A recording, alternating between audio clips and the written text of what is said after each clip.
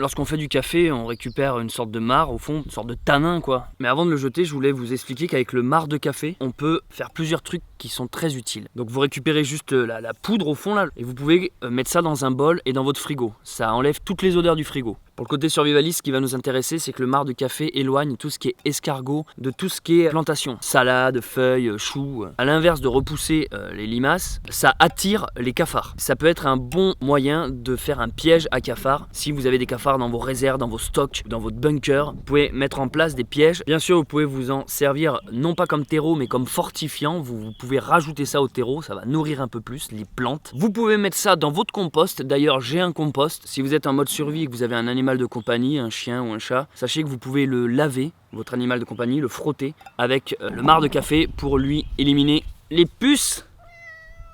Bon, vous voyez, on peut faire plein de trucs avec le marc de café.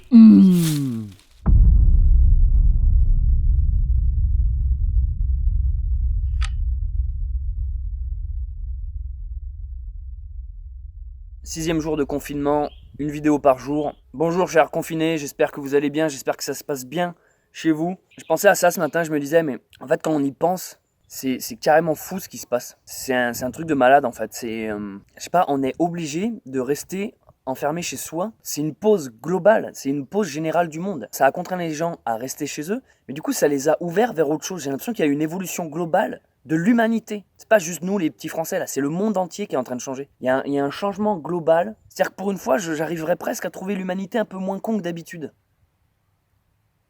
J'entends beaucoup de gens dire sur internet ça touche que les vieux, faut pas s'inquiéter. Et moi je m'inquiète en fait. Je suis inquiet pour nos vieux. Je les aime moi mes boomers. Je les aime parce qu'ils ont tout le savoir, ils ont toute l'expérience. Et vous imaginez que c'est une maladie qui vient tuer les sages et les maîtres de notre époque. Les sages et les maîtres de notre époque ont le savoir, ont l'expérience. Eux, ils savent bricoler, ils savent utiliser leurs mains. Ce sont des manuels, ce sont des artisans. Nous, actuellement, on est dans une société, si on nous enlève tous nos vieux, il reste juste des gros geeks avec des doigts boudinés qui tapent sur les ordinateurs. Plus personne ne sait rien faire. Les choses essentielles de la vie pour survivre, justement. Et la maladie nous enlève le savoir. Je trouve ça super triste que ça soit précisément nos anciens qui soient en train de déguster. Soignez vos vieux, soignez vos anciens, occupez-vous d'eux, ne les foutez pas en maison de retraite. Occupez-vous de vos parents, de vos grands-parents et de vos arrière-grands-parents. C'est dans le passé qu'on prépare l'avenir. Je trouve ça triste, mais triste que tout le monde s'en contente de se dire ouais c'est bon, c'est que des vieux, mais précisément c'est précisément ça qu'il faut pas dire, c'est précisément parce que c'est des vieux que ça craint. Même si moi je suis là à faire une vidéo par jour de vlog survivaliste et qu'on a l'impression que je suis un peu coupé du monde et que je me soucie pas trop de tout ça, non croyez-moi que ça me touche, ça me rend triste et ça faut pas l'oublier, gardez ça en tête, qu'on n'est pas là pour s'amuser, l'heure est grave. Tiens, et si je montais là-haut pour voir un truc? Là, je monte les marches, tout va bien. Qu'est-ce que... Oh, vous avez vu? Il y a marqué Kippa. Bah du coup, ça se passe comment le confinement de ton côté? T'es où là? Ah bah là je suis chez moi, on sort pas de toute façon. Et donc t'as le bébé, il y a le bébé avec vous? Ouais, il est là, ouais. Ça donne quoi un confinement avec un bébé? Ça nous occupe, mine de rien. Ouais. Et c'est le moment de lui faire une petite sœur que... Je suis désolé Vidéry, je suis tout seul, je vrille. J'imagine que tu dessines, t'avances sur ta BD pendant le confinement, non? Ah bah là oui, pour le coup, ouais. Bah là je suis à 2 pages par semaine. Page, c'est tu fais le dessin crayonné, tu fais l'ancrage, la colorisation, c'est ça, une page complète jusqu'à la colorisation? C'est ça. Et donc vous êtes pas du tout sortis là? Même pas pour, entre guillemets, soit prendre l'air ou soit retourner faire des courses quoi? Non. Après, les seuls moments où on sort, c'est on va sur le balcon. On prend le soleil sur le balcon, mais on sort pas du tout. Je sais plus, il m'a expliqué, mais j'ai pas retenu tous les détails, mais en gros, il a été en contact avec quelqu'un qui a eu le testé positif et tout, donc lui par contre il est en quarantaine chez lui et plus le droit de toucher sa femme et sa fille avec le masque, les gants et tout, ils sont obligés de laver tout ce qui touche et tout ça, c'est le bordel apparemment quoi. Donc tu veux dire que lui non seulement il est confiné mais en plus il est en quarantaine, du coup il est même à l'intérieur de chez lui, il faut qu'il s'enferme dans les chiottes bientôt quoi. Bah limite ouais. Non mais par exemple tu vois, moi l'autre jour il y a Max qui est venu me voir. En fait dans ma tête, quand il est venu, c'est comme si ça avait remis le compteur à zéro. C'est-à-dire que tous les jours de confinement que j'avais accumulés, donc les jours où tu te dis, bon bah ça y est, je suis pas contaminé, parce que tu sais, faut attendre 15 jours avant les symptômes, et bien quand il est venu, c'est comme si j'avais remis le compteur à zéro et je repartais du zéro. Je me disais, bon bah en fait, je vais devoir de nouveau attendre 15 jours avant de voir si j'ai une connerie, tu vois. Si dans 15 jours tu n'as pas de symptômes et que tu dis, bon ben c'est bon, j'ai rien, moi je me demande si après tu vrilles pas encore plus dans la parano, parce que tu sais que t'as rien, donc ça y est, c'est officiel, t'as rien, mais du coup la moindre personne, et ben voilà, du coup tu te dis, moi je suis clean, tu le sais, mais du coup la moindre personne que tu vas voir, tu vas être là, non, m'amène pas de conneries. Et si jamais tu la fréquentes un peu trop, et ben ça remet ton compteur à zéro, ça repart sur 15 jours d'attente, tu vois. Et ça, je trouve ça assez incroyable. Et moi, ça me fait exactement cette sensation comme quand tu vas coucher avec quelqu'un sans préservatif, tu sais pas si t'as chopé une connerie ou pas, et tant que t'as pas fait le test, tu sais, t'as une sorte de pensée en toi qui te dit, bon, j'espère que j'ai rien, tu vois, tu sais pas en fait. Et une fois que t'as fait le test, t'es tout content de sortir de l'hôpital avec ton gland qui brille, parce que tu dis, ça y est, je suis clean. Mais du coup, il y a un côté, si jamais 3 jours plus tard tu refais l'amour, tu dis, merde, j'ai fait le con, je suis obligé de retourner faire un test, tu vois ce que je veux dire. En étant venu m'isoler ici, à la campagne, mon but, c'est d'essayer de vraiment ne pas bouger. Moi, j'aimerais vraiment essayer de voir si je peux tenir longtemps, tu sais, limite, quitte à terminer à bouffer le pâté pour chat s'il faut, mais j'ai vraiment envie de me mettre à l'épreuve, tu vois. C'est un peu pour ça que je suis venu ici. Mais je me suis dit que si jamais je devais sortir à l'extérieur, mec, tant pis, hein, je passerais pour un fou. Hein. Moi, j'y vais descendre en cosmonaute. Hein. Non, mais je comprends. Moi, c'était pareil, tu sais, je me dis, bon, déjà, pour faire les courses, je drive. Ouais, mais le drive, c'est une bonne méthode. Tu peux commander tes courses. J'ai jamais fait du drive, mais apparemment, tu peux commander tes courses en ligne et après, aller les chercher. C'est la pire maladie du monde parce que c'est une maladie qui isole, qui sépare les humains, qui les confine chez eux. Et en même temps, paradoxalement, je trouve, les humains n'ont jamais été aussi proches que depuis qu'on est tous confinés chez nous. Parce que tu vois, on s'appelle, on reprend des nouvelles, du coup on est obligé de se retourner vers des gens qu'on avait peut-être un peu oubliés ou je sais pas quoi. Et puis aussi on est tous dans la même galère. En fait, on se sent tous concernés par actuellement ce qui se passe. Je veux dire, si demain le virus il est plus là et qu'on peut sortir, ça va pas juste être une reprise comme c'était avant. Mec, c'est pas ça. Ça marque. Je pense que dans l'inconscient. Voilà, ça marque profondément les esprits. Vu que je suis en train de filmer un peu tout le temps, est-ce que ça t'embête si de temps en temps je mets 2-3 sujets de notre conversation? Non, pas du tout. Hein. Si tu veux, je pourrais en profiter pour te faire un peu de pub pour ta BD. Là, t'as du stock en vente encore? Là, oui, pour le moment, ouais. Et si je mets un lien, tu veux que je foute quel lien? Tu peux mettre le lien de la page Facebook. Méditation quotidienne, je vous lis une pensée par jour, une réflexion par jour. Aujourd'hui, le 21 mars, le printemps est là. Ah oui, c'est vrai, ça, on est le 21 mars. Ah ouais, c'est le printemps. Pour commencer le survivalisme, c'est une bonne période. Le nouvel âge est là. Éveille-toi de ta somnolence et contemple la merveille du temps présent, car tu vis une époque vraiment merveilleuse. Vois le meilleur en tout événement. Attends-toi à des changements et va dans leur sens. Ne crains jamais le nouveau, l'inconnu, mais risque-toi sans peur. Sache que c'est dans l'âge d'or que tu es en train de passer. Alors ne t'inquiète pas et ne lutte pas contre les changements qui apparaissent. Ça, c'est totalement d'actualité. Hein. Vous voyez très bien de quoi je parle, confinement, coronavirus. L'heure la plus sombre vient avant l'aurore splendide. L'aurore est là, elle vient en son heure juste et rien ne peut l'empêcher d'arriver. La totalité de l'univers fonctionne dans ce rythme parfait. Alors pourquoi pas toi? À vous de méditer là-dessus. Yo les confinés, plein de trucs à vous dire. Ah, je vous ai pas présenté ça au fait. Voici une petite plateforme de surveillance que j'ai construite avec une palette en bois, avec des bâtons, une vieille échelle. Bon, l'échelle, c'est pas moi qui l'ai faite, je l'ai récupérée dans une vieille grange. Tout fonctionne en appui. C'est un peu le principe d'un pont, quoi. Tout fonctionne sur des appuis. Voilà, la répartition des forces. Il y a finalement assez peu de clous et assez peu de ficelles. Hein.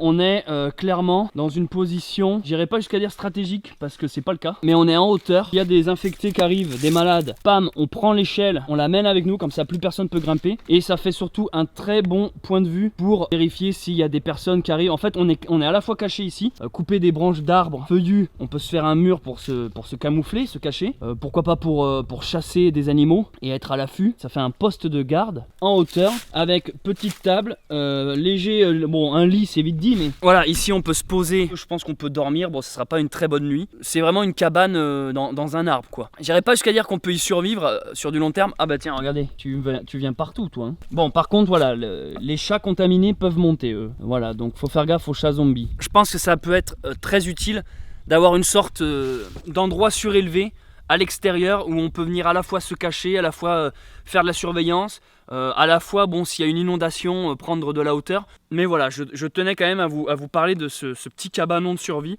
J'ai pas mis de la nourriture, vraiment que dalle. C'est vraiment un truc d'appoint sur du court terme. Aujourd'hui, nous avons eu un pote à moi qui est bloqué dans une grande ville du sud de la France. J'essaierai un peu tous les jours de passer un coup de fil à quelqu'un et avec son accord, bien sûr, diffuser l'appel pour qu'on voit un peu comment les autres se débrouillent dans d'autres cas de figure. Moi, vous avez avec ces vlogs mon exemple ici à la campagne et on pourra peut-être rentrer en contact avec des gens qui sont dans des grosses villes, dans des petites villes, aussi à la campagne. On pourra voir un peu comment chacun se débrouille via différents appels téléphoniques. Si vous voulez participer à ces vlogs, filmez-vous une petite vidéo d'1 minute, pas plus. Voilà, vous filmez votre quotidien, vous m'envoyez ça par mail ou sur Facebook, débrouillez-vous. Peut-être que je pourrais prendre à chaque fois dans un vlog, diffuser la vidéo de quelqu'un, voir comment lui se débrouille, lui ou elle se débrouille. Donc voilà, n'hésitez pas à vous filmer, vous dire voilà, avec vos smartphones, hein, voilà, aujourd'hui je suis là, moi voilà ma situation, voilà comment ça se passe dans ma ville, dans mon quartier, dans ma campagne. Pas plus d'1 minute, hein. On se tient au courant, on reste en contact. D'ailleurs, je ferai une vidéo d'ici quelques temps sur la communication lorsqu'on est en mode survivaliste. Par communication, j'entends les signaux de langage, ça peut aller du signaux de fumée pour parler à distance, que les talkie-walkie, que la CB, que toutes les communications HF. Je parlerai de tout ça dans une prochaine vidéo. Il y a beaucoup de gens qui font un amalgame, qui confondent survivalisme et être autonome. En fait, la différence entre l'autonomiste et le survivaliste, c'est que l'autonomiste va rester dans un endroit précis où il est en totale autonomie. Il a son eau, il a sa nourriture, il a son énergie, son électricité, il a ce que vous voulez. Si vous voulez, à aucun moment il a besoin de sortir. Ça, c'est l'autonomiste. Le survivaliste, c'est celui qui précisément va sortir avec rien. Va sortir de sa zone et pouvoir survivre grâce à des techniques. L'autonomiste est plutôt sédentaire, que le survivaliste est plutôt nomade. Et le survivaliste, en fait, en sortant, il doit avoir le strict minimum avec lui, donc un couteau, de la ficelle, 2-3 de conneries, et avec ça, survivre en fait, comme le nom l'indique, survivaliste. Moi, ce que je fais avec ces vlogs, c'est un peu une combinaison des deux, entre à la fois de l'autonomie, parce que je suis ici en autogestion, je vous montre différentes techniques, et en même temps, il y a des techniques et astuces de survivaliste. L'autonomie et le survivalisme, quand ça se mélange comme ça, on pourrait appeler ça, c'est un mot anglais qui s'appelle prepare. Voilà, se préparer en gros, se préparer à toute éventualité. En gros, moi avec ces vlogs, ce que vous regardez, c'est à la fois une personne autonome, mais qui se prépare à tout moment à devoir bouger en mode survivaliste. Je tenais juste à clarifier tout ça. C'est à la fois deux branches qui se complètent et en même temps c'est deux branches différentes. Et moi je me trouve un peu dans le milieu de tout ça. Waouh, j'arrête pas de parler aujourd'hui, je sens que ce vlog va être long. J'ai eu une superbe idée. Écoutez-moi bien parce que ça vous concerne. Là, au moment où je tourne cette vidéo, on est le samedi 21 mars. Vous comprenez bien que je sors un vlog par jour. J'ai pas fait exprès, mais j'ai commencé les vlogs le jour 1, le soir même du discours de Macron où il disait dès le lendemain, fallait être confiné. Et ça, c'était, si je dis pas de bêtises, lundi. Lundi, c'est un début de semaine, donc en fait, ça tombe bien, mais j'ai commencé les vlogs exactement le premier jour de la première semaine. Du coup, ce qui veut dire que demain dimanche, ça fera une semaine complète de confinement. Et pour le 7e jour, donc là je vous parle du vlog de demain, en fait, je ne ferai pas de vlog, je ferai directement un live sur YouTube. Beaucoup de gens dans les commentaires m'ont dit quand est-ce que tu fais un live, refais des lives, on veut parler avec toi, on veut des directs. Donc voilà, j'ai réfléchi à ça, ça tombe super bien. Lundi, mardi, mercredi, jeudi, vendredi, samedi, 6 vlogs que je filme tout au long de la journée. Et le dimanche, comme ça je peux faire mes affaires sans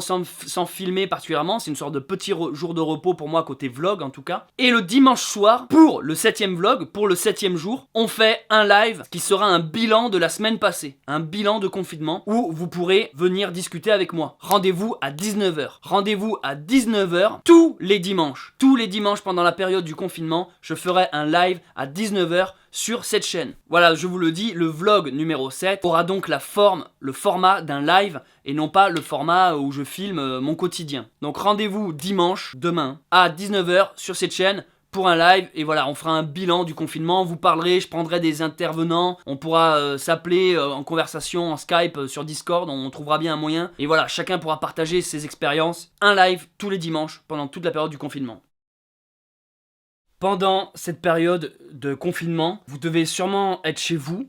Peut-être vous vous ennuyez, peut-être vous avez rien à faire, peut-être vous avez 10 000 trucs à faire. Et peut-être que vous pouvez profiter de ce moment de confinement pour vous lancer dans quelque chose que vous avez toujours voulu faire ou apprendre, mais que vous n'avez jamais trouvé le moment. C'est exactement ce qui se passe pour moi avec le survivalisme. C'est toujours quelque chose qui m'a passionné, j'ai un tas de bouquins sur le sujet, et je me suis dit, ok, c'est le moment d'arrêter la théorie, de passer à la pratique. Voilà, je profite de cette période pour me lancer enfin. Et du coup, je me suis dit que peut-être ce serait l'occasion, si vous êtes chez vous et en train de regarder cette vidéo, j'ai un truc à vous proposer. Moi, avant de faire des vlogs survivalistes, sur ma chaîne YouTube, sur cette chaîne, qui à l'époque ne s'appelait pas Grain de Sel, mais qui s'appelait Super Infini, je faisais des tutoriels pour vous apprendre les techniques de montage, comment écrire un scénario, comment faire des effets spéciaux, comment monter un film, où trouver les logiciels. Je faisais des tutos pour vous apprendre à faire de la vidéo. Ces tutos, au jour d'aujourd'hui, vous allez sur ma chaîne, vous descendez tout en bas, il y a une playlist, les tutoriels. Si vous voulez vous lancer dans le montage vidéo et que vous n'avez aucune notion, ou si vous avez déjà des notions et que vous voulez vous perfectionner, il y a plein de tutos, hein. Vous cliquez sur la playlist, vous allez voir, hein. Vous cliquez sur la vidéo qui vous intéresse, par exemple ici comment faire du montage, et une fois que la vidéo se lance, vous avez un lien dans la description de la vidéo ou dans les commentaires épinglés qui vous renvoie. Parce que là, le tuto, vous l'avez pas en intégralité, vous avez qu'un extrait, qui vous renvoie sur ma boutique Gumroad. Gumroad est une boutique en ligne. Là, vous avez l'intégralité de mes tutos pour vous former. Alors là, vous vous dites, putain, le petit bâtard, il nous propose ses tutoriels pendant le confinement, il compte se faire du fric sur notre dos. Non, parce que exceptionnellement, pendant toute la durée du confinement, je vais baisser mes prix. Bon, déjà, en l'occurrence, je suis largement en dessous de la moyenne, en dessous de la concurrence. Je vais baisser tous les prix de mes tutoriels. Donc, c'est l'occasion, si vous voulez vous former au montage, c'est l'occasion, là, en ce moment, de regarder ma formation audiovisuelle. J'ai fait des packs où vous pouvez directement acheter tous les tutos. Je me la joue un peu Netflix ou Pornhub. Je baisse mes prix, je brade mes prix. Donc, c'est le moment d'aller télécharger comme un gros porc tous mes tutoriels si vous voulez vous former. Parce que dès l'instant que le confinement est fini, je remonte les prix. Lancez-vous, devenez créatif, soyez productif, profitez de la période du confinement, non pas pour mater Netflix, non pas pour jouer aux jeux vidéo, profitez pour créer. Créez les amis.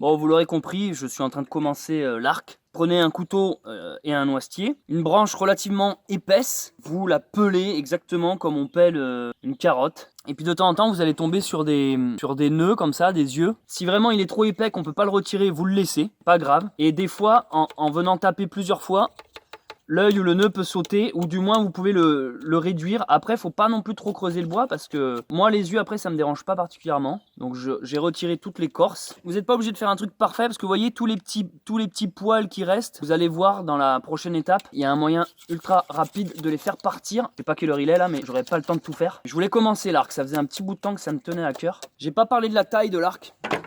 Généralement, c'est bien de prendre un arc qui fait à peu près sa hauteur. Celui-là par exemple est trop grand pour moi. Ouais, je pense que je couperai le bas, ouais c'est ça. Et du coup ça me fera... C'est bien si ça vous arrive à peu près aux épaules quoi.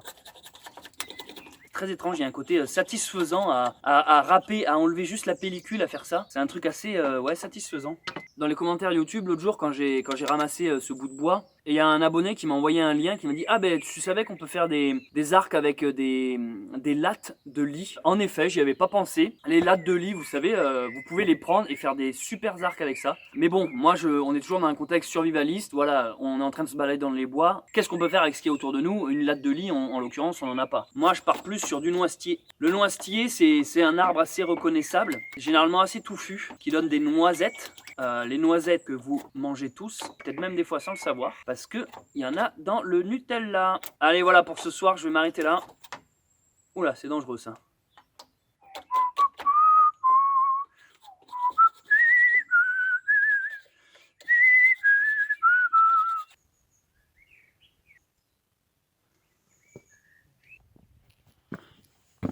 Tout ça, vous pouvez le garder et le faire sécher. Ce sera un très bon combustible pour démarrer des feux. Un feu d'ailleurs qu'on fera bientôt continuer la confection de l'arc. De toute façon, la plupart du temps, rien ne se perd, rien ne se crée.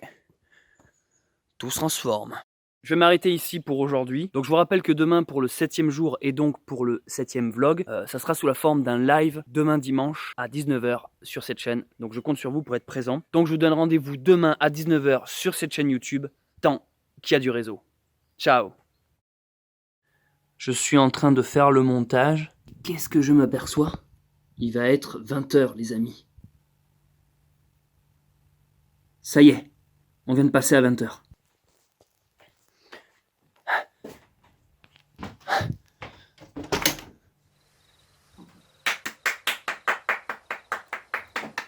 Wouh, wouh! Yes!